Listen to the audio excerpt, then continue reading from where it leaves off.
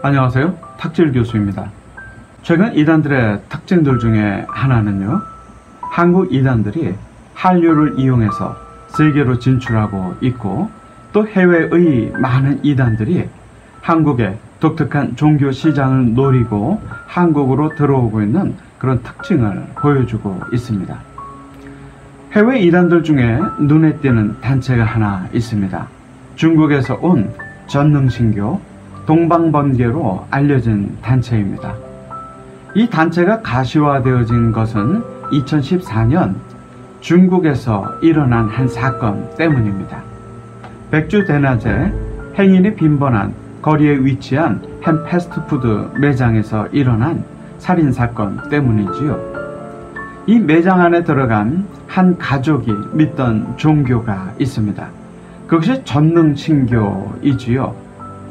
이 가족은 그 매장 안에 있던 한 여성에게 포교를 시도했고, 여성이 그것을 거절하자 폭행, 사망시킨 사건입니다. 그 후로 얼마 지나지 않아 이 폭행 사건에 가담했던 가족의 아버지와 딸의 사형이 집행이 되고, 나머지 가족들은 중형을 받았다는 그런 외신을 접했습니다. 전능신교, 바로 이 단체입니다. 이 전능신교는 최근 그들의 문제가 이슈화되자 이 패스트푸드 매장에서 일어난 일은 본인들과는 무관하다고 주장을 해오고 있지요. 이 전능신교는 도대체 어떤 단체이길래 이토록 최근 관심이 일어나고 있고, 또 중국 정부에서는 파륜궁과 함께 이 단체를 제재하고 통제하기 위해서 최근 그렇게 많은 힘을 쏟고 있는지 궁금해집니다. 물론 정치적인 이유가 있을 수도 있겠지요. 하지만 우리는 오늘 종교적인 관점에서, 이단 문제의 관점에서 이 단체를 보려고 합니다. 동방번개라고 불리우는 이유는 마태복음에 나오는 것처럼 재림주의 이맘이 동쪽부터 서편까지 번개가 번쩍임 같다라고 하는 말씀이 있는데, 그 말씀 속에서 동방번개라는 그들의 명칭이 택해졌고 지금은 전능신교로 불리우고 있지요. 이들의 교리적인 주장은 요약하면 이렇습니다. 성경은 불완전하다. 그렇기 때문에 성경은 일시적인 참고 도서일 뿐이다. 예수 그리스도는 실패했다. 불완전하다.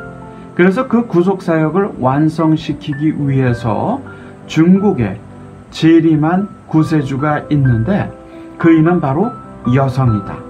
그 여성 그리스도에게만 순종해야 구원을 얻을 수 있다 라고 하는 것이 이 전능신교의 교리적인 주장으로 이해할 수 있습니다. 그리고 중국에 나타난 바로 이 여성, 재림주가 곧 양향빈이라고 하는 여성이지요. 그 여성을 전능신으로 믿고 있습니다. 그렇게 이 동방번개가 전능신교라는 이름으로 불려지고 있는데요. 만약에 중국에서 이 단체가 성장하고 또 확장되었다고 한다면 문제는 안 되겠지요. 근데 한국으로 이 단체가 들어오고 있는 것이 우리 한국교회로 하여금 이 단체에 관심을 갖게 하는 이유가 됩니다.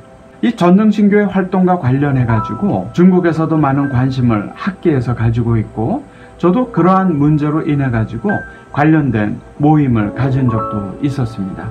수년 전에 이 단체에 대한 현황을 한번 접한 적이 있는데, 중국 내에서 100만 이상의 그 신도수가 있다고 하는 정부 관계자의 설명을 들은 적이 있습니다. 굉장한 규모이지요.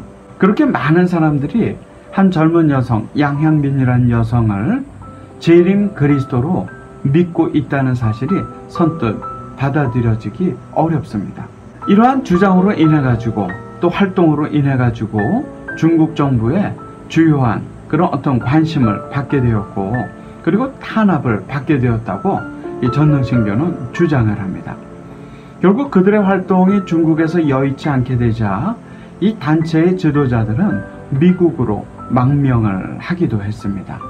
그리고 이 미국의 망명에 있던 지도자들이요, 중국의 이 관계자 소식통에 따르면은 아무래도 미국은 거리적으로 좀 떨어져 있다 보니까 중국에 인접하고 또 신도들의 왕래도 자유로울 수 있는 이 한국을 주목하게 되었고, 한국을 어떤 포교의 거점, 그러니까 전능신교의 헤드쿼터를 설치할 수 있는 곳으로 판단한 것은 아닌가 보여집니다. 관계자들에 따르면 이 전능신교의 지도자들도 이미 한국에 들어와서 활동을 하고 있는 것은 아닌가 하는 그런 의문을 가지고 있기도 합니다. 특별히 지도자들은 중국에 있는 전능신교 신도들에 대한 탄압이 거세지자 무비자 환승제도가 있는 제주도로 이 신도들을 들어오게끔 지시를 했다고 하는 이야기가 들리고요. 실제로 제주도로 이 전능신교의 수많은 신도들이 무비자 입국을 해서 그리고 난 뒤에 본인들이 종교적인 탄압을 받고 있다고 해서 난민 신청을 한 사례가 수백 건에 이르고 있지요. 물론 이런 전능신교 신도들의 난민 신청이 받아들여진 사례는 아직 없지만 이러한 난민들이라고 주장하는 신도들의 입국과 그러한 논란들이 지속적으로 진행되고 있습니다.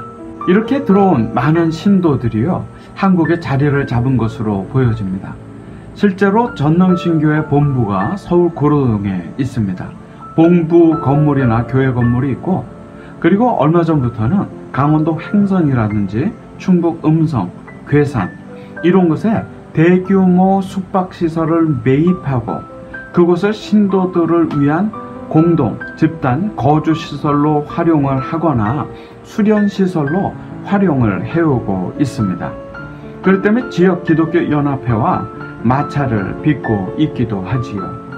중국 출신의 이 동방번개 전능신교 2단은 한국에 들어와서 한국의 거점을 잡고 활동을 해나가기 위해서 이미 한국 곳곳에 그들의 거점들을 만들어 놓았다는 것이 팩트이지요.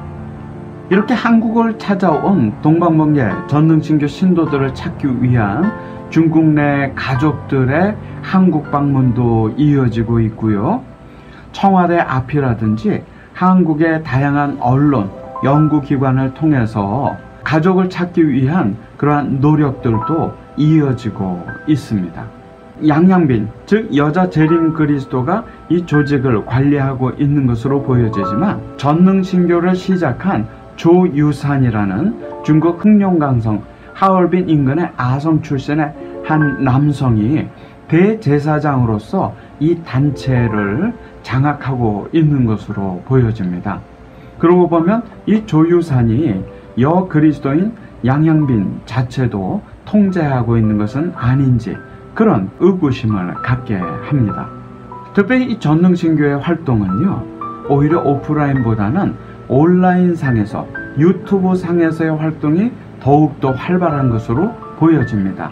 그들이 모이고 있는 모임 동영상, 성경 공부 동영상, 그리고 유튜브의 합창단을 통한 그들 교리의 설파 등등, 그야말로 유튜브 안에는 전능신교에서 만든 완성도 높은 고화질의 그런 동영상들이 셀 수 없이 지금 깔려 있는 것을 볼 수가 있지요.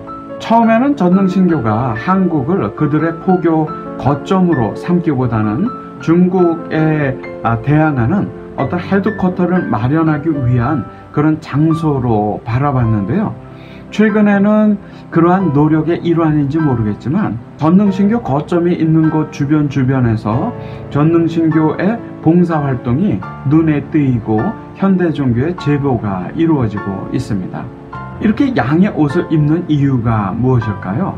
아무래도 그들은 한국의 포교보다는 핍박받는 소위 전능신교 신도들이 와서 거주하고 중국의 전능신교 신도들을 어떤 통제하고 교육할 수 있는 거점을 마련하는 게 중요하다 보니까 한국 사회에 본인이 문제 있는 중국 출신의 이단이 아니라 사회적으로도 순기능을 할 수 있는 그야말로 하나의 신흥 종교 단체일 뿐이다 라는 것을 보여주려고 하는 의도인지 모르지만 그들의 거점이 있는 곳곳에서는요, 주변에 농번기 때 봉사활동을 한다든지 이러한 그 사회적 순기능을 하는 사회봉사활동으로 다가오고 있는 모습들이 보여집니다.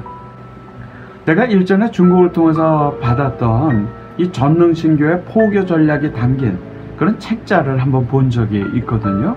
깜짝 놀랐습니다. 왜냐하면 신천지의 포교 전략과 굉장히 흡사하기 때문입니다. 오히려 신천지의 그것보다도 더욱더 아주 치밀한 포교 전략을 가지고 있는 것으로 보여지지요. 예수님의 구속 사역을 불완전하다고 보고 중국 칠전의 한 여성을 재림 그리스도로 믿고 그 여성에게 순종해야 구원받는다고 주장하는 기독교 이단인 전능신교.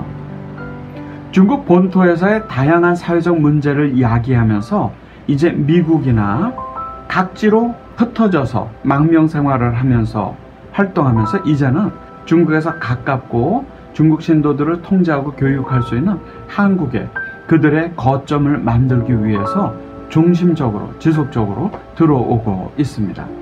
한국 정부가 난민 신청과 관련해서 대처를 잘 해나가고 있지만 이미 전능신교는 우리 지역 주변 곳곳에 건물을 세우고 거점을 세우고 봉사활동을 하고 교회에 침투해서 활동을 하는 사례들까지 들어오고 있습니다. 이단 문제는 단순히 교회 문제만이 아닙니다. 세월호 구원파 사건 그리고 또 이 코로나19 신천지 사건을 통해서 이단은 단순히 교회의 문제가 아니라 언제든지 사회의 심각한 문제를 야기할 수 있다는 것을 우리가 경험하지 않았습니까? 이제는 전능신교가 우리나라에 그렇게 들어오고 있습니다. 이단 문제는 예방이 최선입니다. 전능신교에 대해서 우리가 바로 알고 바로 대처하는 것이 중요한 시기가 되었습니다. 한국교회의 예방대처가 필요하지요. 한 가지 우리가 주목할 수 있는 부분은요, 이 전능신교가 시작된 곳이 중국 동북 삼성 흑룡강성이라는 곳입니다. 그곳은 중심인 북경에서 가장 멀리 떨어져 있기도 하고 또 기독교가 크게 부흥했던 곳이지요. 마치 기독교의 중심이었던 평양과 서울로부터 가장 멀리 떨어진 부산에서 그것도 기독교가 성장하던 한국전쟁 기간 동안에 많은 이단들이 생겨났던 것과 유사한 것을 보여줍니다. 기독교가 부흥하는 시점은 이단도 함께 발흥하는 시점입니다. 미국 제2차 각성운동 기간 동안 많은 기독교 이단들이 생겨났고 한국 기독교의 중심이었던 평양 서북 지역에서 초기 기독교 이단 지도자들이 나오게 됩니다. 중국의 흑룡강성에서도 여러 이단들이 등장하지요. 어려운 시기는 또 기독교와 신앙이 부흥하는 시간입니다. 코로나19로 우리가 참으로 절체절명의 위기를 맞고 있지만 이 코로나19처럼 전쟁과 전염병과 홍수가 만연하던 6.25 전쟁 기간 동안 교회가 성장을 했지요. 또 그 안에서 이단이 발흥한 것입니다. 코로나19를 맞고 있는 지금 오프라인뿐만 아니라 이 전능신교와 같은 온라인 이단들이 활발하게 활동하고 있습니다. 이제는 사랑하는 사람이 눈에 보이지 않아야 문제가 아니라 그 사랑하는 사람이 내 옆에 앉아 있을지라도 모바일 폰을 통해서 이단들의 미혹을 접할 수 있는 그런 시대가 되었습니다. 우리 주변에 특별히 사이버 공간에서 활동하는 이 전능신교에 대한 예방과 경계가 필요한 시점입니다. 고맙습니다.